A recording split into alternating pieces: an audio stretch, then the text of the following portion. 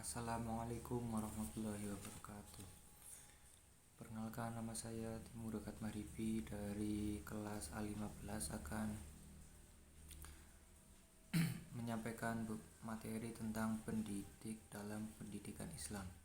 Pendidik yang baik adalah pendidik yang dapat menempatkan kedudukannya sebagai tenaga profesional. Adapun ciri-ciri guru yang profesional dalam melaksanakan tugas antara lain: yang pertama, ada komitmen dalam kepentingan siswa dan pelaksanaan pembelajaran. Kedua, menguasai secara mendalam materi dan penggunaan strategi pembelajaran. Yang ketiga, mampu berpikir sistematik dan selalu belajar dari pengalaman, mau refleksi diri dan koreksi. Nomor 4, proses belajar mengajar menjadi semakin baik. Nomor 5, bertanggung jawab memantau dan mengamati tingkah siswa melalui kegiatan evaluasi. Selanjutnya langsung masuk ke pengertian pendidik. Kata pendidik berasal dari kata didik yang artinya memelihara, merawat, dan memberi latihan agar seseorang memiliki ilmu pengetahuan seperti yang diharapkan. Selanjutnya dengan menambahkan awalan pe hingga menjadi pendidik yang artinya orang yang mendidik. Menurut tafsir, ada kesamaan antara teori barat dengan Islam yang memandang bahwa guru adalah pendidik, yaitu siapa saja yang mengupayakan perkembangan sebuah potensi anak didik, baik potensi psikomotorik, kognitif maupun afektif. Di sisi Imam Bernadib menjelaskan bahwa pendidik adalah tiap orang yang dengan sengaja mempengaruhi orang lain untuk mencapai kedewasaan. Pendidik terdiri dari yang pertama, orang tua, yang kedua, orang dewasa lain yang bertanggung jawab tentang kedewasaan anak. Selanjutnya, Ahmad Marimba memandang bahwa pendidik sebagai orang yang memikul pertanggungjawaban untuk mendidik tentang pendidikan si pendidik. Di dalam Undang-Undang Sistem Pendidikan Nasional Nomor 20 Tahun 2003 Bab 1 Pasal 6 dibedakan antara pendidik dengan tenaga kependidikan. Selanjutnya, istilah-istilah pendidik dalam konteks pendidikan Islam. Dalam konteks pendidikan Islam sering disebut dengan murabi, mualim, muadib, mudaris, dan mursyid. Menurut peristilahan yang dipakai dalam pendidikan dalam konteks Islam, kelima istilah ini mempunyai makna yang berbeda. Antara lain, yang pertama itu ada murabi. Istilah ini merupakan bentuk sigah al-is-al-fa'il yang berakar dari tiga kata. Pertama berasal dari kata raba, yarbu, yang artinya zat dan nama. Contoh kalimat dapat dikemukakan artinya saya menumbuhkannya. Yang kedua berasal dari kata rabiya, yarba, yang mempunyai makna tumbuh dan menjadi besar.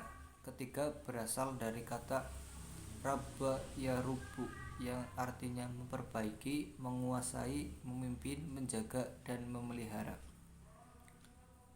Kata kerja raba semenjak masa Rasulullah sudah dikenal dalam ayat Al-Quran dan hadis Nabi, firman Allah Subhanahu wa Ta'ala yang berbunyi, dan ucapkanlah wahai Tuhanku, sayangilah mereka berdua sebagaimana ia telah menyayangiku semenjak kecil. Quran Surat Al-Isra ayat 24. Selanjutnya ada mu'alim, berasal dari al-fi'al, al-madi, alama. Mudhari'nya yu'alimu dan masdarnya al-ta'lim, artinya telah mengajar, sedang mengajar, dan pengajaran. Kata mu'alim sebagai pendidik dalam hadis Rasulullah adalah kata yang paling umum dikenal dan banyak ditemukan. Mu'alim merupakan Al-fa'il dari alama yang artinya orang yang mengajar dalam bentuk sulasi murajjad. Masdar dari alim adalah ilmun yang sering dipakai dalam bahasa Indonesia disebut ilmu. Yang ketiga ada mu'adib, merupakan al-fa'il dari madinya adaba. Adaba artinya mendidik, sementara mu'adid artinya orang yang mendidik atau pendidik. Dalam wazan fi'il sulasi mujarrad, masdar aduba adalah adaban, artinya sopan, berbudi baik. Al-adabu artinya kesopanan, adapun masdar dari adab adalah ta'dib yang artinya pendidikan. Selanjutnya ada mudaris. Mudaris sendiri secara terminologi adalah orang yang memiliki kepekaan intelektual dan informasi serta memperbaharui pengetahuan dan keahliannya secara berkelanjutan. Berdasarkan pengertian tersebut, terlihat bahwa mudaris adalah orang yang mengajarkan suatu ilmu kepada orang lain dengan metode-metode tertentu dan upaya membangkitkan usaha peserta didik agar sadar dalam upaya meningkatkan potensinya. Yang terakhir atau yang kelima itu ada mursyid. Kata mursyid berasal dari bahasa Arab dan merupakan isim fa'il dari kata kerja arsyada yursidu yang berarti membimbing, menunjuki jalan yang lurus.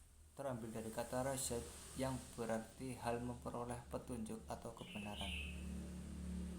Dengan demikian, makna mursyid adalah orang yang membimbing atau menunjuki jalan yang lurus. Dalam wacana tasawuf atau tarekat, mursyid sering digunakan dalam kata Arab syekh. Keduanya dapat diterjemahkan dengan guru. Dalam Al-Quran, kata mursyid muncul dalam konteks hidayah atau petunjuk yang diposisikan dengan dalalah atau kesesatan dan ditampilkan untuk menyipati orang wali yang oleh Tuhan dijadikan sebagai khalifahnya untuk memberi petunjuk kepada manusia. Berikut ada Quran surat Al-Kahfi ayat 17 yang berarti, barang siapa yang diberi petunjuk oleh Allah, maka ia benar-benar mendapatkan petunjuk. Dan barang siapa yang disesatkan, maka orang itu tidak akan pernah engkau dapati miliki wali mursyid atau pemimpin yang mampu memberi petunjuk. Selanjutnya saya akan membahas tentang kedudukan pendidik dan perspektif Islam. Pendidik adalah bapak rohani bagi peserta didik yang memberikan ilmu, pembinaan akhlak mulia, dan memperbaiki akhlak yang kurang baik. Kedudukan tertinggi pendidik dalam Islam tertuang dalam teks, jadilah engkau sebagai guru atau pelajar atau pendengar atau pecinta, dan janganlah kamu menjadi orang yang kelima sehingga engkau menjadi rusak. Selanjutnya ada fungsi pendidik. Terkait dengan hal tersebut, mungkin dapat disepakati bahwa guru tetap memegang peranan yang penting dalam proses pendidikan. Walaupun sekarang muncul berbagai pandangan bahwa guru hanyalah sebagai salah satu dari sekian banyak sumber belajar. Namun dalam kenyataannya posisi guru tetap penting, artinya misalnya bagi penanaman nilai. Hal ini sebagaimana diungkapkan oleh Humaydi bahwa peranan guru bukan sekedar komunikator nilai, melainkan sekaligus sebagai pelaku dan sumber nilai yang menuntut tanggung jawab dan kemampuan dalam upaya meningkatkan kualitas pembangunan manusia seutuhnya, baik yang bersifat lahiriah maupun yang bersifat batiniyah. Artinya yang dibangun adalah karakter, watak, pribadi manusia yang memiliki kualitas iman, kualitas kerja, kualitas hidup, perasaan, dan kemauan. Jika guru adalah sumber nilai, tentu saja dia adalah orang yang harus selalu dapat ditaati dan diikuti. Sehingga guru dituntut sebagaimana untuk selalu berusaha membekali dirinya agar dapat menjadi tauladan. Selanjutnya ada karakteristik pendidik ideal. Untuk menjadi orang yang pantas ditaati dan ikuti. Tidaklah salah apabila sebagai guru menengok kembali apa yang telah diungkapkan Al-Zarnuj, bahwa